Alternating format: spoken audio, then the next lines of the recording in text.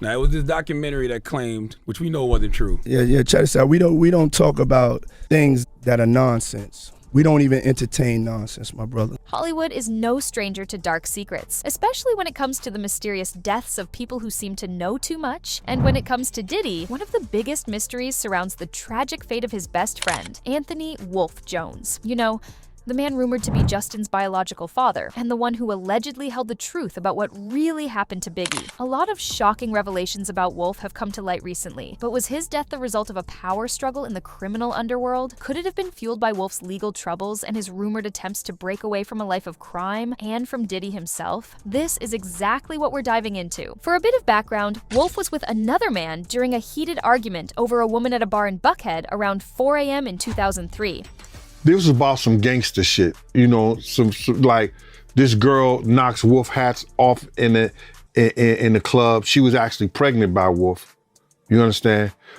Pregnant, and Wolf thought it was his, and he was trying to get her to get rid of it or whatever like that. But she was with this other dude, and she 3-4 months pregnant by Wolf. So she's with this other kid, fronting with this kid when she actually really wanted Wolf. According to police reports, 2 other men later checked into a nearby hospital, reportedly injured during the chaotic exchange. But here's where it gets murky. Something about Wolf's death has never sat right with people. Many have long suspected that Diddy might have had a hand in what happened. You see, Wolf wasn't just a bodyguard for Diddy. He was the gatekeeper to Diddy's private life and the protector of his empire. At the height of the East Coast-West Coast rivalry between Death Row Records and Bad Boy Records, Wolf's presence wasn't just about physical security. It exuded an undeniable aura of authority. This meant he saw a lot, he knew a lot, and he was deeply involved in many of the crimes tied to Diddy. Allegedly, when Wolf decided he wanted out, leaving behind a life of crime and cutting ties with Diddy, things took a deadly turn. It's been claimed that Diddy orchestrated a setup to have him killed. What many people might not realize is that just days before Wolf's untimely death, Kirk Burroughs filed a federal lawsuit accusing Diddy of authorizing the 1995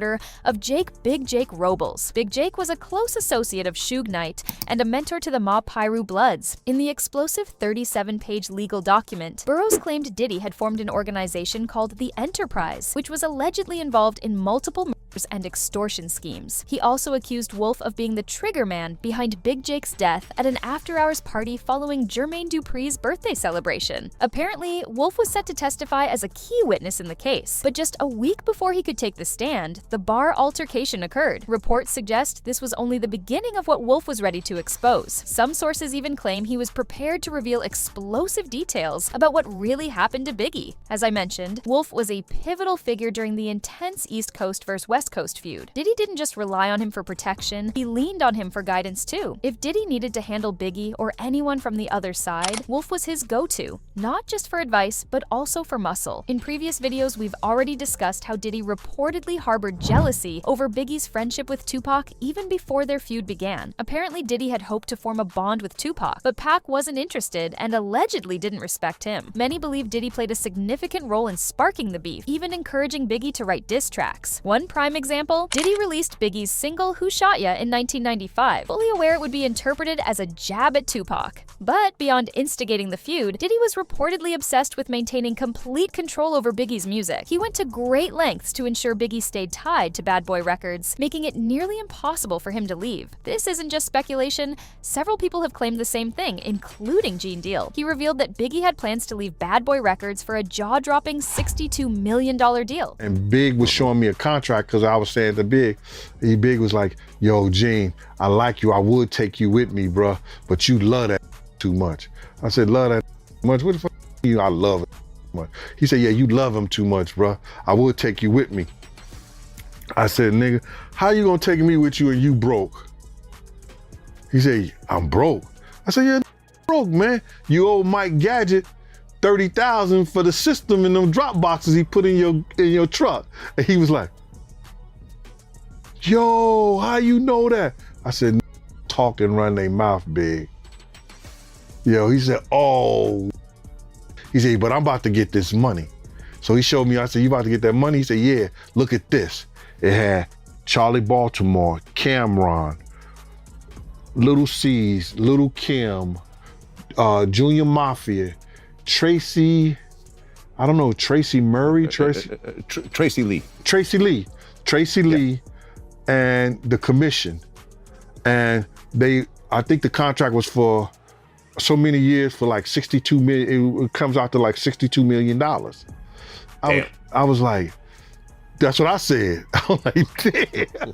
Gene Deal has also made explosive claims, saying that whatever happened to Biggie was definitely an inside job. According to him, on the night Biggie died, his car was the only one that was marked, like someone had deliberately put a target on him, and it had to have been orchestrated from within. And get this, in a Rolling Stone article that shed light on Diddy's actions, hip-hop photographer Monique Bunn confirmed that Biggie was planning to leave Bad Boy Records and was actively negotiating for his publishing rights before his death. The same article revealed that after Biggie's death, Diddy reportedly pressured Bad Boy employees to prioritize marketing and album sales for Life After Death. Diddy was allegedly obsessed with the album hitting #1 and staying in the top 10. What's worse, many of the people interviewed for the article claimed that Diddy didn't seem to be grieving at all. While the employees were struggling to mourn the loss of their friend and colleague, Diddy appeared solely focused on the numbers. Former employees have also alleged that even after Biggie's death, Diddy continued trying to steal the spotlight. Kirk Burrows shared a telling story about how Rolling Stone approached Bad Boy Records with an opportunity to honor Biggie's legacy. However, Diddy had other plans. According to Kirk, he urged Diddy to make the feature about Biggie, saying, "Let's make it Biggie, you'll still have your chance for a cover later." But Diddy reportedly responded, "No, he's dead. I'm putting out my debut album No Way Out in July. I need to be on the cover of Rolling Stone." And just like that, Diddy got his way, landing the 1997 cover of Rolling Stone with the headline, "Puff Daddy, the New King of Hip Hop." The article also revealed that 2 years later, Diddy gave an interview where he openly admitted how much Biggie's death had financially benefited him. He told the publication, "I think his passing added to the fame. At least 2 million of the nearly 5 million copies of No Way Out sold were due to his death. Straight up, and that doesn't necessarily feel good, but that's the reality." Then there's Biggie's own mother, Valletta Wallace, who has made some startling claims about her son's case. She has previously stated that both she and the LAPD detectives who investigated the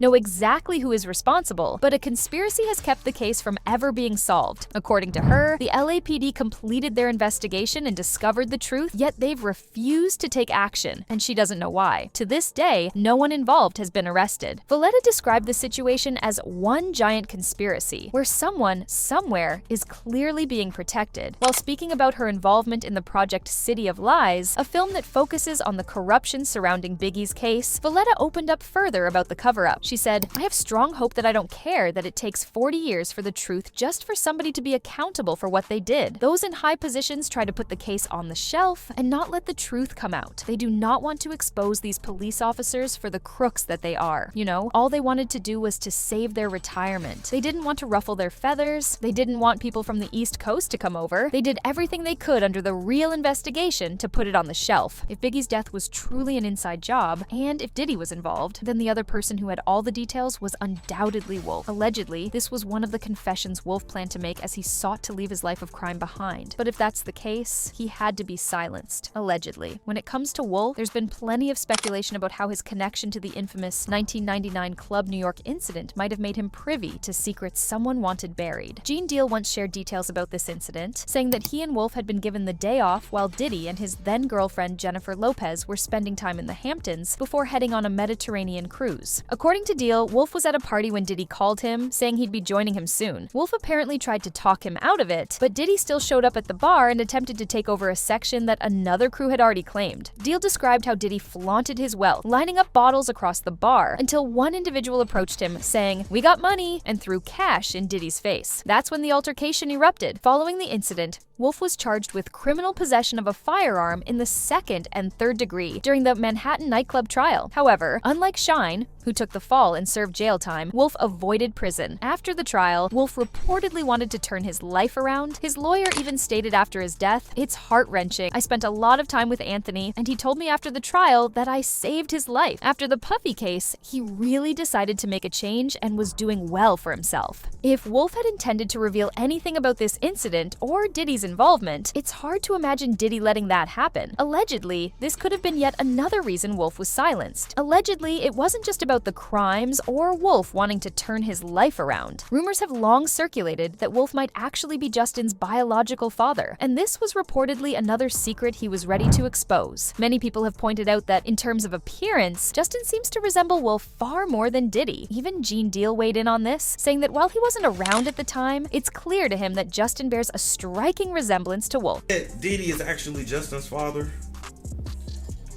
I wasn't there. You know, but I make indie windows like, damn, how your son look like your best friend?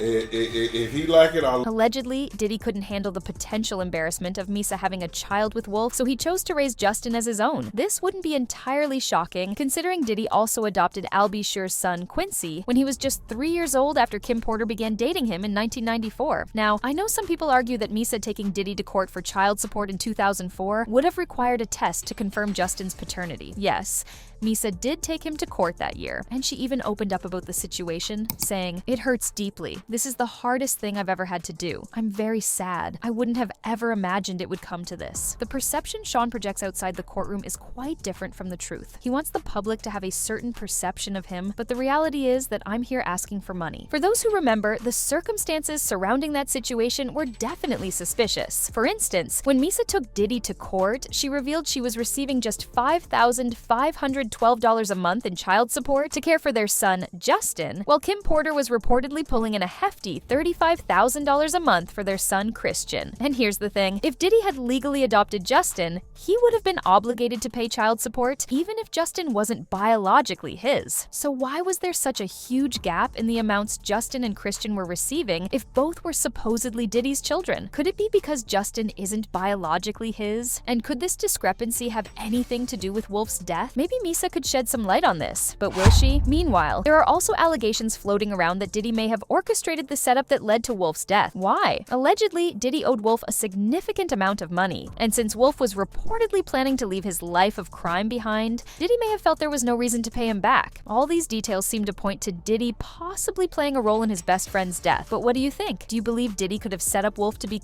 I'm curious to hear your thoughts. Sound off in the comments below, and don't forget to check out this next video.